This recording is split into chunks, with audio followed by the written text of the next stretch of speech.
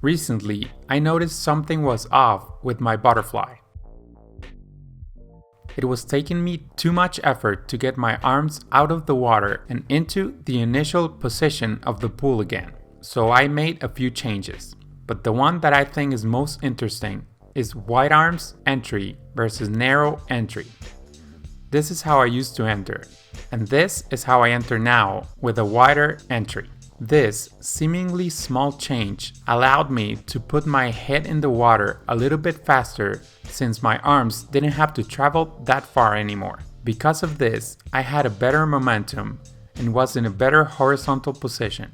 My hips moved up higher in the water and I had a stronger kick. I also saved a little bit of effort underwater by not doing this movement in the pool, since my hands were already here when I started the pool with a wider entry. Overall, I increased my speed, my tempo, and I was a little less tired with each stroke.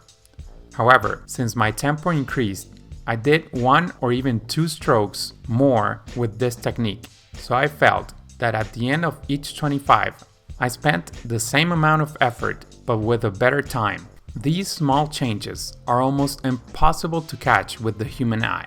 That's where technology helps. By using slow motion underwater footage and our expertise, we have been able to help swimmers perfect their technique and become faster with less effort. That is what we will do for 15 swimmers that decide to join us on our swim camp. With lots of underwater footage, exercises, and drills, we will help you improve quickly. If you're interested, go to skillswimming.com/swimming-camp or click here. See you there. Swim fast!